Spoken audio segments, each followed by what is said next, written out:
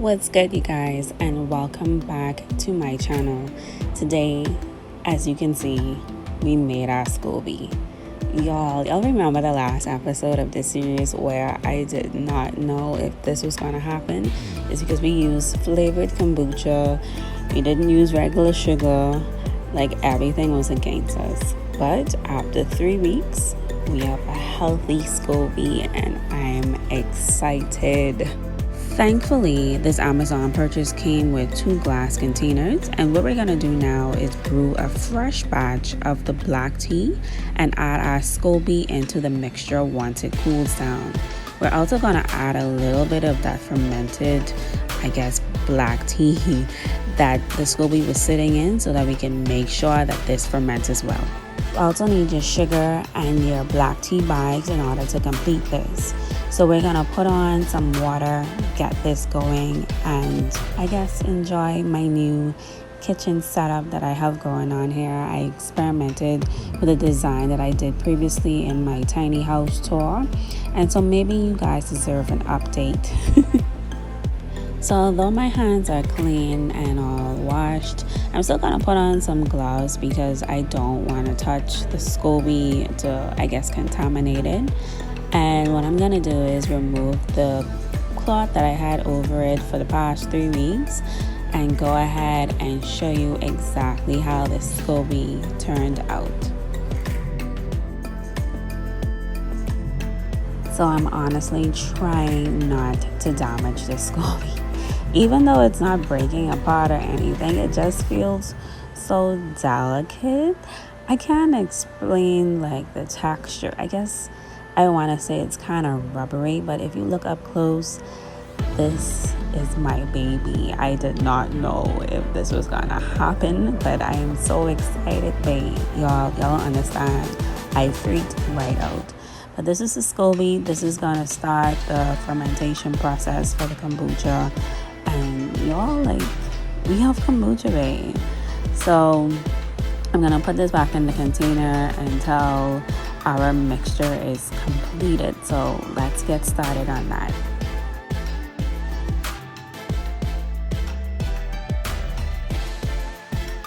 So the good thing about this jar is you can make as much scobies as you wish. Like I would have shown you in the previous video, you're just gonna cover it with a cloth and a rubber band, making sure that it's cotton. Nothing is gonna get inside of it like the little fruit flies or anything like that, and it's gonna keep the process going. So if you're really a kombucha lover, you're gonna enjoy it. Make sure that you have your 100% pure black tea. I've seen persons use green tea, but I'm thinking I'm gonna stick with the 100% pure black tea. Today I'm gonna use 6 tea bags instead of the 2 that I would have used in my previous video, because my batch is gonna be way larger than before. Okay, so 6 tea bags today. I'm also gonna stick with my coconut sugar because I don't have white sugar. And I'm gonna make sure that I have my clean glass jar nearby. Okay, so this is everything that you would need to have your kombucha along with your scoby. So while we wait on the water to boil, I'm making sure that everything is lined out. I used 2 tea bags last time, but because I'm filling up this, this is a 1 gallon, I'm using the 6 tea bags, a cup of sugar, because of course we're increasing our mixture, and we're gonna add everything to that container and let it seep, including our scoby. But we don't want to add the scoby into the jar until the mixture is completely cooled down, because it's gonna kill our beautiful thick scoby that we've been making for the past 3 weeks.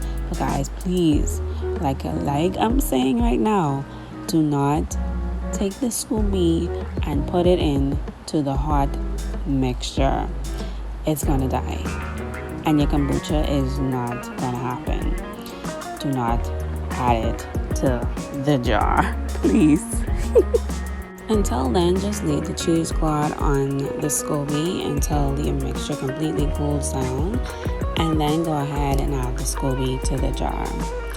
So what am I going to flavor my kombucha with? because once this process is finished after about 3 weeks, I have to put it in this glass jar here. I wasn't able to, I guess, purchase the flip top containers that I wanted, so I'm just going to use the 32-ounce mason jar here, and it has to be glass. So this is my next best option, and it has a lid. And the reason why the lid has to be on it, because after the 3 weeks process of the kombucha doing it has to do in this glass jar, it needs to carbonate in a closed glass jar. So that's where the flavoring comes in, and it's going to be nice and carbonated.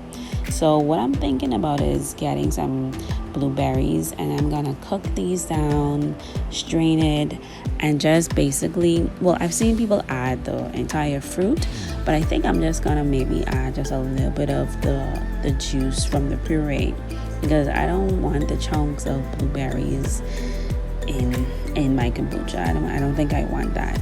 I just think I just want that flavor in the jar, and then we'll have blueberry kombucha.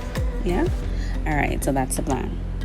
So just to make things clear, you're gonna leave your kombucha covered with the cotton cloth and the rubber band, just like you did with your scoby, for 3 entire weeks, or until you see that your mixture has lightened up and you're getting a little fragrance of, I guess, strong vinegary, if that's a word, scent. You want this process to take as long as it needs for your black tea and all the sugars and everything to be eaten up by the good bacteria. I mean, it's basically a fermentation process, and you want your kombucha to come out good. So your flavoring part in your sealed glass container is only gonna take about 2 to 3 days, to be honest. Okay, so right now I'm just preparing to add my sugar in the container, and I'm gonna go ahead and open up all these packets of black tea. And I'm just gonna do like a cool little trick I saw online as well, where I'm gonna take all the tea bags and I'm gonna go ahead and tie them together so they don't just be swimming around in the jar, and I have to like individually take out all the tea bags. Like, no, we're gonna work smart here, and I'm gonna show you exactly how not to complicate your life. So just tie up all the tea bags together, do like a little simple loop, boopy loop, and we're just gonna rest that on top of the mixture after I pour the hot water in my jar. I'm gonna go do that right now. Pour it in, pour it in, pour it in. Yeah, like, it's a big container, you know, like, honestly. And the reason why this mixture is brown already, because I'm using coconut sugar. If you haven't tried coconut sugar as yet, you are missing out. And I still want to know exactly, like, how do you even make coconut sugar? But anyway, I'm gonna do this little stirry thing here, and I'm thinking that I just might need some more water. Like, what you think? I'm thinking that I should fill up the jar. So yeah. And then after I fill it up, I'm gonna go ahead and add in my tea bags and let this seep for maybe like another 5 to 10 minutes. Keep in mind that it has to get like really dark, and over the span of the 3 weeks, it's really gonna lighten up as it ferments. Okay, so this needs to completely cool down before I put my scoby in here. And most people, they go ahead and they add cubes of ice to speed up the process of cooling down the hot mixture, which I think I'm gonna do. But don't add the scoby in there. No, that's a no. We already discussed that, guys. So wait till it completely cools down, and then you can go ahead and add your scoby. But I'm gonna add some ice because I'm not trying to be making whole 4 hours for this to completely reach the temperature. I might even pop this in the freezer for a minute so this temperature can come all the way down.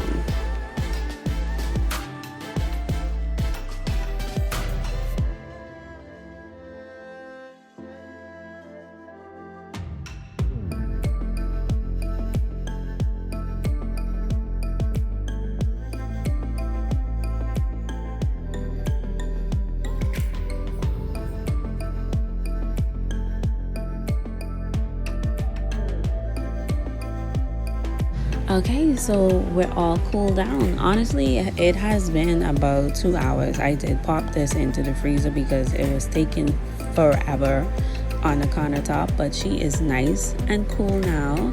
And I'm just gonna go ahead and prepare myself to add the scoby into this mixture. So I'm gonna go ahead and apply new gloves because I didn't take off the other gloves sensibly to save them. Don't judge me. So I'm gonna put on my gloves and we're gonna transfer the scoby into this mixture, and hopefully in about 3 weeks we have some nice blueberry kombucha. Okay, so stay tuned for the final result, guys. I'm really excited. I'm going to carefully remove the scoby once again, but it seems as though like it's really difficult to sometimes get this without like thinking that you're gonna break it up or break it apart. But we're just gonna take it out of this home that it's been growing in, and we're gonna transfer it over into our mixture. Just drop it right in there, and then what you want to do is you want to add some of this fermented juice or whatever you want to call it into, well, they call it a starter, I believe. Yeah, into your main mixture, and that's going to help the fermentation process along. So there you go. We have our nice kombucha on the way, and then by the next episode, which is going to be our final episode, we're going to have some blueberry kombucha. All right.